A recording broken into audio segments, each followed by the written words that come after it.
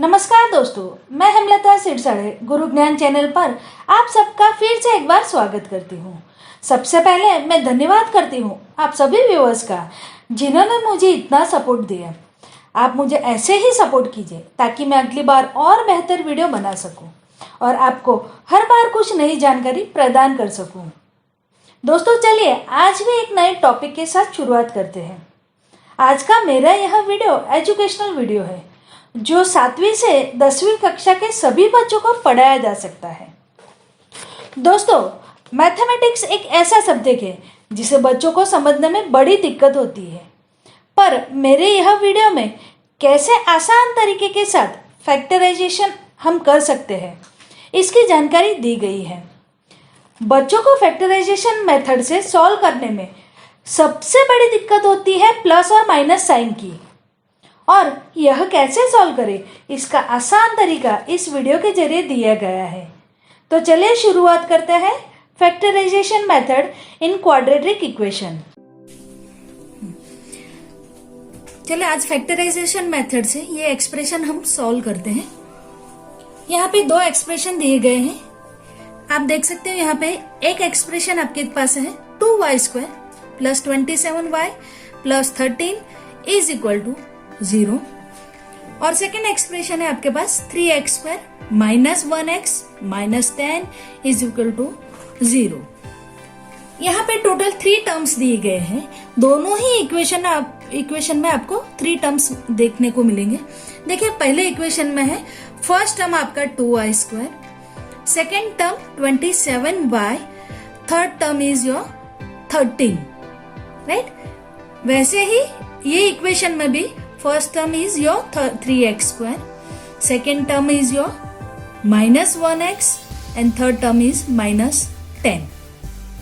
यानी यहाँ पे y² का कोएफिशिएंट क्या हुआ आपके लिए 2, y का कोएफिशिएंट क्या हुआ आपको 27, और यहाँ पे x² का कोएफिशिएंट क्या हुआ 3, x का कोएफिशिएंट क्या हुआ -1। अभी हमें क्या करना है, फर्स्ट टर्म और लास्ट टर्म दोनों का मल्टीप्लीकेशन यहाँ पे लिखना है। देखिए मैंने यहाँ पे मल्टीप्लीकेशन लिखा है दोनों का 2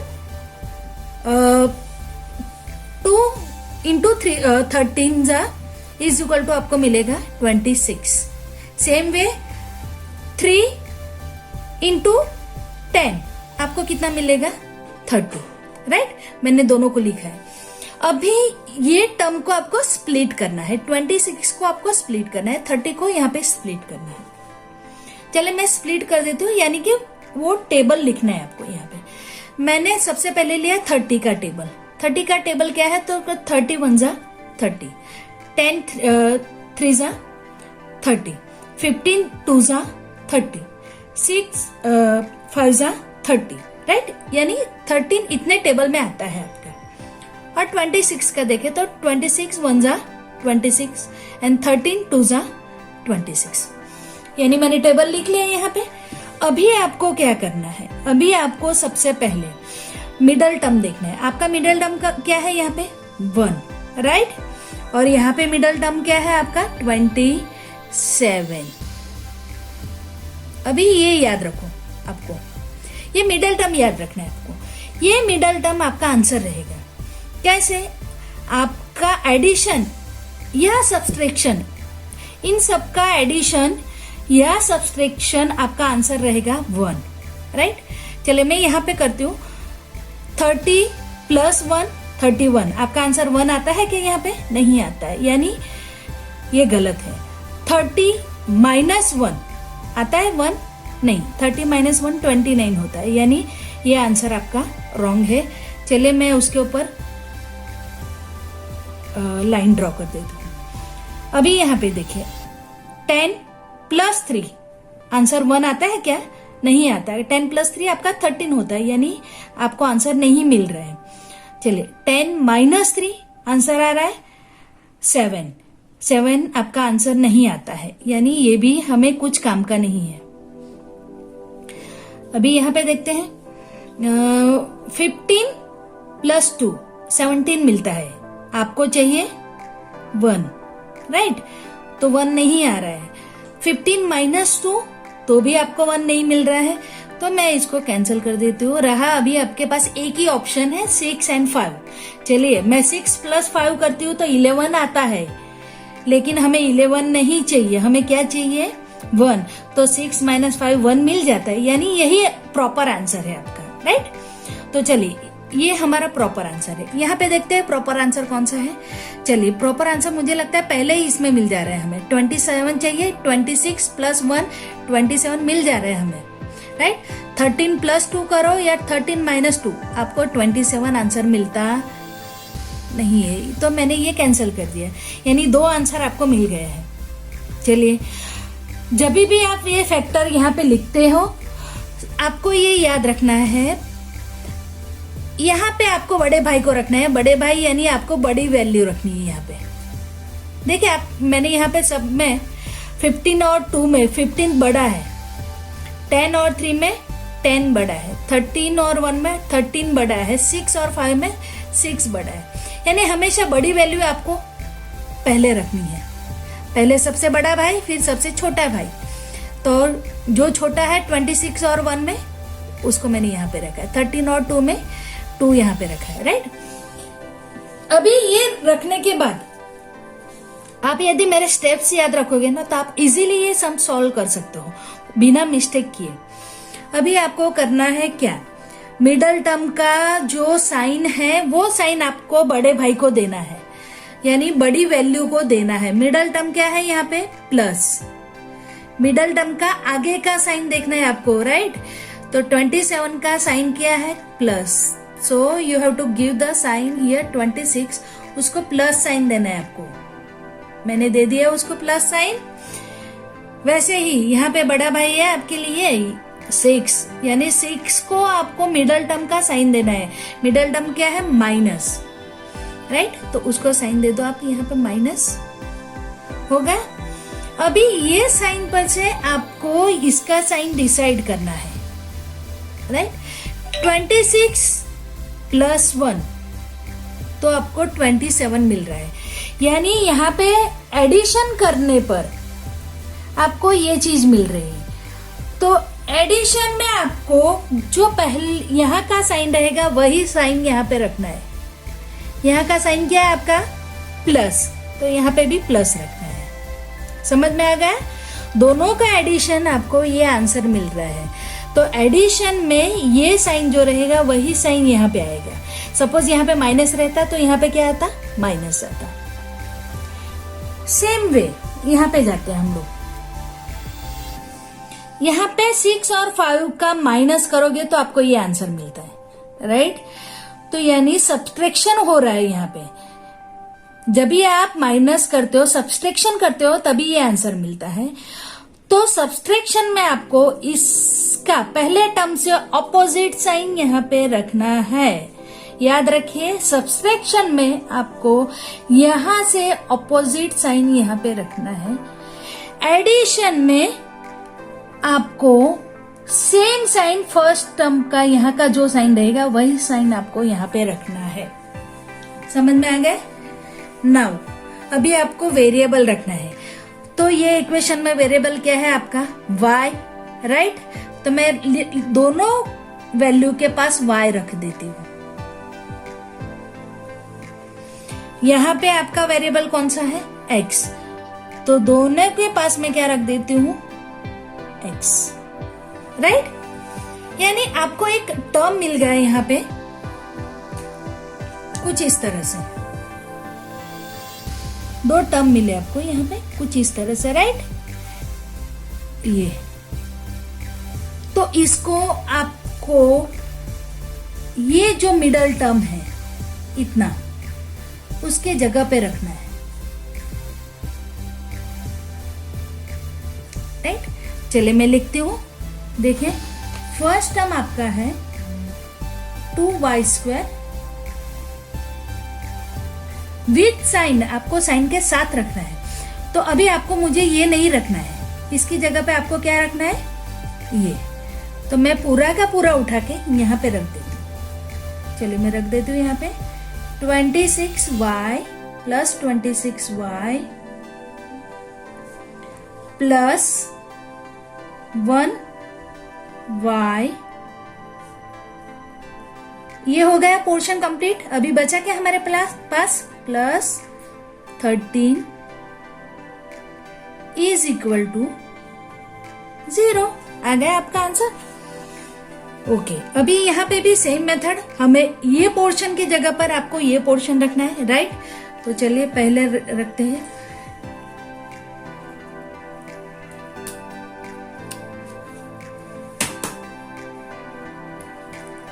ये पोर्शन की जगह पे हम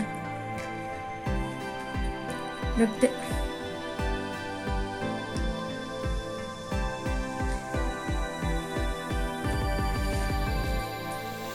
चलिए 3x² और -1x की जगह पर हम पूरा ये रखते, -6x प्लस 5x -10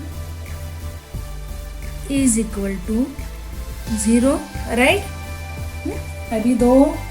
अभी आपको क्या करना है, सबसे पहले उसका दो ग्रुप में आपको डिवाइड करना है। दो ग्रुप, तो मैंने एक ग्रुप लिया उसमें 3x² - 6x और दूसरा ग्रुप लिया मैंने ये, राइट। वैसे ही पहला ग्रुप लिया मैंने 26y वाला और दूसरा ग्रुप लिया मैंने ये, राइट। चलिए ये दोनों ग्रुप हो गया आपका। अभी आपको क्या करना है, चलो दोनों ग्रुप में से कॉमन चीज आपको निकालनी है।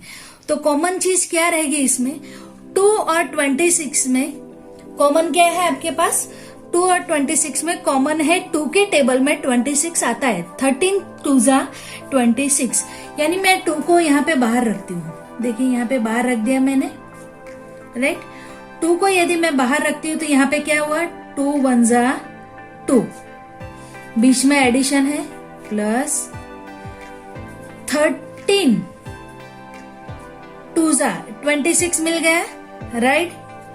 लेकिन और एक चीज कॉमन है, यहाँ पे 2 y है, यहाँ पे 1 y है, यानी इसके पास 2 चॉकलेट है, इसके पास 1 चॉकलेट है। तो आप 1 चॉकलेट कॉमन निकाल सकते हो दोनों के पास से। ये 1 चॉकलेट मैंने कॉमन निकाल दिया, तो बचा कितना, इसके पास 2 था, उसमें से मैंने 1 ले लिया है, और इसके पास तो अभी एक भी चॉकलेट नहीं बचा, क्योंकि मैंने वो चॉकलेट भी उठा लिया उसके पास से, यानी y वेरिएबल मैंने बाहर निकाल दिया है, राइट। प्लस अभी ये मिडल साइन आपको यहाँ पे रखना है, राइट। और ब्रैकेट में अभी दोनों में से 1 और 13 में 1 कॉमन निकाल सकते हो आप, क्योंकि 1 के टेबल में 13 आता है। तो चलिए मैंने 1 कॉमन निकाल दिया, y तो इसके पास नहीं है, यानी इसके पास कोई चॉकलेट नहीं है अभी। चलिए, तो फिर y निकालने का कोई मतलब नहीं रहता है। 1 निकाल लिया तो इसके पास क्या बचा, यहाँ पे इसके पास बचा है सिर्फ y, प्लस इसके पास बचा 13, राइट, इज इक्वल टू 0। हो गया। अभी यहाँ पे देखते हैं इन दोनों में कैसे सेम मेथड यहाँ पे अप्लाई करना है हमें। तो इन दोनों में क्या बचता है, 3 और 6 में 3 आप कॉमन निकाल सकते हो बच्चा, ये राइट। तो मैंने कॉमन निकाल दिया, 3 को ब्रैकेट में रखते हैं, 3 1 जा 3, बीच में है माइनस, 3 2 जा 6, राइट। और x में क्या कॉमन निकालते हैं, इसके पास 2 चॉकलेट, इसके पास 1 चॉकलेट, तो 1 चॉकलेट निकाल लेते हैं। इसके पास बची 1 ही चॉकलेट, यानी 1 ही वेरिएबल x बचा है, और इसके पास से तो मैंने 1 चॉकलेट था वो भी ले लिया, यानी कि 1 भी वेरिएबल उसके पास नहीं है। तो ब्रैकेट कंप्लीट हो जाता है। अभी यहाँ पे देखें मिडल साइन क्या है, प्लस। यदि मिडल साइन प्लस रहता है तो अंदर का वैल्यू का कोई साइन चेंज होता नहीं है। सपोज यहाँ पे माइनस रहता है तो अंदर का साइन चेंज हो जाता है, वो हम नेक्स्ट वीडियो में देखेंगे। तो यहाँ रहा प्लस। चलिए दोनों में क्या कॉमन है, 5 के टेबल में 10 आता है, तो मैं 5 कॉमन निकाल सकती हूँ। मैंने 5 कॉमन निकाल दिया, ब्रैकेट रख दिया, तो 5 1 जा 5, राइट। बीच में क्या है, माइनस, 5 2 जा 10 हो गया। इसके पास तो x नहीं है, इसके पास x है, यानी एक ही के पास चॉकलेट है तो उसी को दे देते हैं, कॉमन कुछ नहीं निकालते, इज इक्वल टू 0। आप देख सकते हो यहाँ पे कुछ डिफरेंस दिखाई दे रहा होगा आपको, राइट। तो वो डिफरेंस है आपका कि दोनों टेबल में ये जो चीज है ना कॉमन है। देखिए दोनों टेबल में ये चीज, ये ब्रैकेट कॉमन आ रहा है आपका। तो चलिए मैं दोनों को लिख लेती हूं, पहले कॉमन आ रहा है उसी को पहले मैं लिख लेती हूं, 1x - 2, राइट। मैंने कॉमन पहले लिख लिया है। तो फिर बचा क्या आपके पास, ये चीज सिर्फ 3x + 5, मैं उसको दूसरे ब्रैकेट में रख देती हूँ, 3x + 5, right, is equal to 0। यानी ये एक्सप्रेशन सॉल्व करने के बाद हमें दो ब्रैकेट मिल रहे हैं, 1x - 2 और दूसरे ब्रैकेट में 3x + 5, राइट। और वैसे ही 2y² + 27y + 13 is equal to 0, ये एक्सप्रेशन सॉल्व करने के बाद हमें यह ब्रैकेट मिल रहा है, 1y + 13 और दूसरे ब्रैकेट में 2y + 1। चलिए हम दोनों को सेपरेटली अभी सॉल्व करते हैं आगे। देखिए यहाँ पे पहले मैं ये सम को सॉल्व कर रही हूँ। तो इसको अभी हमें क्या करना है, इसको हमें 0 के साथ कंपेयर करना है। मैं करती हूँ इसके 0 को, दोनों ब्रैकेट को 0 के साथ कंपेयर करती हूँ। मेरा पहला ब्रैकेट है 1x - 2 इज इक्वल टू 0 और मेरा दूसरा ब्रैकेट है 3x + 5 is equal to 0, right. यानी ये दो ब्रैकेट को हमने 0 के साथ कंपेयर किया है। अभी यहाँ पे आपको सिर्फ ये याद रखना है कि आपका जो लास्ट आंसर आएगा वो x इज इक्वल टू कोई एक वैल्यू आएगा, जो वैल्यू आपको फाइंड करना रहेगा। यानी यहाँ पे कोई एक वैल्यू रहेगा। वैसे ही यहाँ पे भी x इज इक्वल टू कोई एक वैल्यू आपको यहाँ पे मिलेगा। चलिए तो उसी को हम लोग फाइंड कर देते हैं। दैट मीन्स मुझे क्या करना है, यहाँ पे राइट हैंड साइड मुझे सिर्फ x ही रखना है। तो x के साथ जुड़ी हुई सारी वैल्यू हम लेफ्ट हैंड साइड लेके जाएंगे। तो यहाँ पे x के साथ कोएफिशिएंट है 1 और यहाँ पे है -2। सबसे पहले -2 को लेफ्ट हैंड साइड लेके जाते हैं। जब भी हम लेफ्ट हैंड साइड लेके जाते हैं, साइड चेंज करते हैं यानी, तो हमें रूल याद रखना है कि यदि वो वैल्यू माइनस रहेगा तो लेफ्ट हैंड साइड जाने के बाद वो वैल्यू ऐसे प्लस हो जाएगा। सपोज यहाँ पे +2 दिया रहता तो लेफ्ट हैंड साइड जाने के बाद वो वैल्यू कैसा हो जाता, -2। ये रूल हमें हमेशा ही याद रखना है। वैसे ही यहाँ पे भी देखें तो कि यहाँ पे भी हमें +5 को लेफ्ट हैंड साइड लेके जाना है। तो यहाँ पे +5 है, जब भी लेफ्ट हैंड साइड जाएगा तो वो कैसे हो जाएगा, -5। 0 के साथ एडिशन आपका वही आंसर मिलता है, इसीलिए मैंने 0 को यहाँ पे नहीं लिखा है, राइट। यानी ये +5 माइनस होगा, ये -2 +2 होगा। अभी हमें क्या देखना है कि x के साथ कौन सा वैल्यू है, 1। यानी मैं इसको +2 को डिवाइड करती हूँ 1 से, तो भी आंसर क्या मिलेगा मुझे, +2, राइट। वैसे ही यहाँ पे इसका कोएफिशिएंट कौन है, 3। कौन सा वैल्यू है, 3। और इसे मैं लेफ्ट हैंड साइड लेके जाती हूँ तो क्या होता है, ये इसके साथ मल्टीप्लिकेशन में है। जब भी लेफ्ट हैंड साइड रूल हमारा क्या कहता है कि जब भी कोई वैल्यू मल्टीप्लिकेशन में रहेगा तो लेफ्ट हैंड साइड जाएगा तो वो डिवाइड होगा, और यदि डिवाइड में होगा वो तो वो लेफ्ट हैंड साइड जाएगा तो मल्टीप्लिकेशन में जाएगा। और यहाँ पे ऑलरेडी -5 तो है ही, हमने क्या किया, सिर्फ 3 को उठाया नीचे रख दिया, यानी कि डिवाइड किया, क्योंकि यहाँ पे ये मल्टीप्लिकेशन में था। जब भी साइड चेंज हुआ तो वो डिवाइड में चले गया। तो यानी -5 अपॉन 3, बट 3 से डिवाइड 5 होता नहीं, 5 को हम 3 से डिवाइड नहीं कर पा रहे हैं, यानी ये आपका फाइनल आंसर है और ये फाइनल आंसर है। यानी आपको x का 2 वैल्यू मिला +2 एंड सेकेंड इज -5/3, -5/3, राइट ना। 2 वैल्यू मिल गया x +2 and x is equal to -5/3, पर x का वैल्यू नेगेटिव रहता नहीं, यानी x का प्रॉपर वैल्यू क्या हुआ यहाँ पे x +2। सेम मेथड से हम पहला वाला सम भी सॉल्व कर ले। चलो यहाँ पे भी 2 ब्रैकेट दिए हैं। सबसे पहले हमने क्या किया था, उसमें आपको कंपेयर करना है, यानी मैंने कंपेयर किया उसको किसके साथ, 0 के साथ। चलो मैं पहला ब्रैकेट लिख रही हूँ, 1y + 13 इज इक्वल टू 0। देखो मैंने 0 के साथ उसको कंपेयर किया। और सेकंड है मेरा,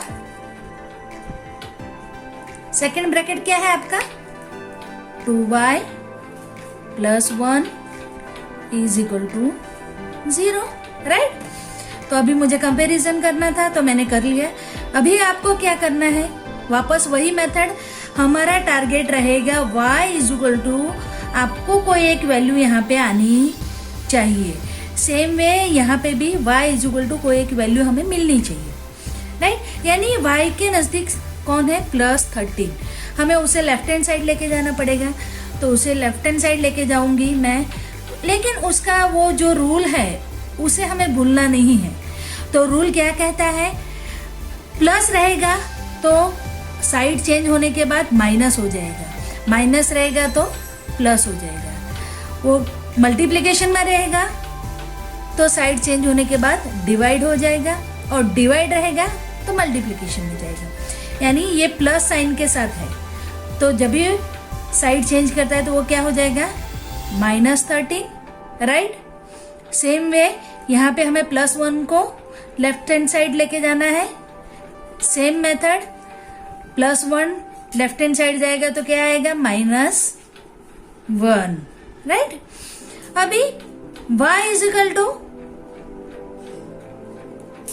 हमें क्या वैल्यू मिली, -13 अपॉन 1 का तो कोई इश्यू है ही नहीं हमें, यानी y इज इक्वल टू, आपका आंसर मिल गया 13, राइट, -13। सेम वे यहाँ पे भी y इज इक्वल टू -1 और 2 इसके साथ मल्टीप्लीकेशन में है, यानी वो लेफ्ट हैंड साइड जाएगा तो डिवाइड में चला जाएगा, यानी हमें उसे नीचे रखना पड़ेगा, राइट। यानी आपको y का वैल्यू कितना मिला, -1/2। यानी ये एक्सप्रेशन के 2 वैल्यू मिले आपको, y is equal to -30 and y is equal to -1/2, यानी 2 फैक्टर आपको यहाँ पे मिल गए। यही है फैक्टराइजेशन मेथड, बहुत इजीली आप इसको सॉल्व कर सकते हो। स्टेप बाय स्टेप जाना है, सिर्फ आपको सिर्फ ध्यान में रखना है कि आपको स्टेप कैसे फॉलो करने हैं। एक बार रिवाइज करवा लेती हूँ आपको मैं। देखिए आपके पास 2 सम थे यहाँ पे, राइट, आपके पास 2 सम थे। मैंने सबसे पहले लिया ये सम और ये सम। देखिए यहाँ पे मैंने सबसे पहले क्या किया, पहले टर्म और लास्ट टर्म का मल्टीप्लिकेशन मैंने यहाँ पे रखा, पहले टर्म और लास्ट टर्म का मल्टीप्लिकेशन मैंने यहाँ पे रख दिया, राइट। फिर बाद में मैंने क्या किया, जो मिडल टर्म है इसका फैक्टर किया, यानी कौन से टेबल में आ रहा है, तो मुझे मिला 26y + 1y। सेम वे यहाँ पे 30 का टेबल लिख दिया मैंने, 10 3 15 2 6 5। अभी मैंने देखा कि इनका एडिशन या सब्सट्रैक्शन, मुझे मिडल वैल्यू चाहिए। मेरी मिडल वैल्यू क्या है, 27। यहाँ पे मिडल वैल्यू क्या है, -1।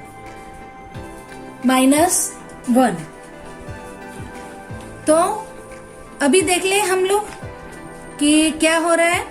चलो फिर बाद में मैंने उसमें से वैल्यू डिसाइड की कि 26 + 1 27 आंसर मिल जा रहा है, और वैसे ही -6 + 5 मुझे आंसर 1 मिल रहा है, यानी मिडल टर्म मिल जाता है, यानी यही आंसर है उसका। तो हमें उसको क्या करना होगा, अभी वहां पे वेरिएबल लगाना होगा। तो यहाँ पे मैंने वेरिएबल रख दिया, यहाँ पे y वेरिएबल यूज किया था, तो मैंने यहाँ पे y लिख दिया। यहाँ पे x वेरिएबल यूज किया था, x कर दिया। साइन कैसे डिसाइड किया, सबसे इंपॉर्टेंट चीज है यहाँ पे साइन मैंने कैसे डिसाइड किया। सबसे पहले मैंने मिडल टर्म का जो साइन था वो पहले टर्म को दे दिया। देखिए यहाँ पे प्लस था, यहाँ पे प्लस रख दिया, यहाँ पे माइनस था, मैंने फर्स्ट टर्म को माइनस रख दिया। सेकेंड टर्म का साइन मैंने कैसे डिसाइड किया, यदि दोनों का एडिशन 27 आता है तो यहाँ का जो साइन रहेगा वही यहाँ पे आएगा। एडिशन में सेम साइन, गुजराती में बोलते हैं सरवाड़ामा सरखी निशानी, स यानी कि एडिशन में सेम साइन। और यदि दोनों का सब्सट्रैक्शन आंसर आता है 1 आपका, दैट मीन्स यहाँ पे जो साइन रहेगा सब्सट्रैक्शन में उसका ऑपोजिट साइन आपको यहाँ पे रखना है। यहाँ पे माइनस रहेगा तो यहाँ पे प्लस रखें, यहाँ पे प्लस रहेगा तो यहाँ पे माइनस रख दीजिए। राइट, हो गया आपका, ये स्टेप याद कर दिया है, हो गया आपका। यानी आपको मिडल टर्म के जगह पर इतना चीज मिल गया, आप मिडल टर्म के जगह पे ये दोनों चीज रख दीजिए। राइट, मैंने मिडल टर्म के जगह पे ये दोनों रख दिए हैं। अभी उसका मैंने क्या किया, 2 ग्रुप्स में डिवाइड कर दिया और फिर बाद में उसमें से कॉमन निकाला मैंने।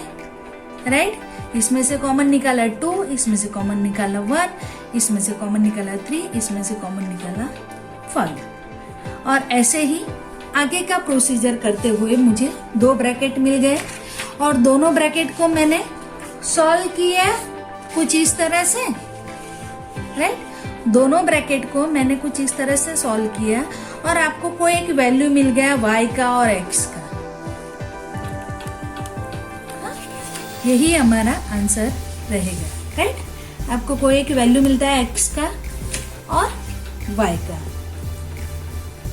थैंक यू इतनी अच्छी तरह से समझने के लिए।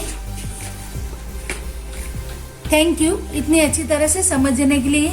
एक बार रिवाइज कर लीजिए, 2-4 सम्स आप करोगे, खुद सॉल्व करोगे तो प्रैक्टिस की वजह से आप ये सम्स बहुत इजीली कर पाओगे और आपको स्टेप भी बहुत अच्छी तरह से याद रह जाएंगे। चलिए, ऑल द बेस्ट।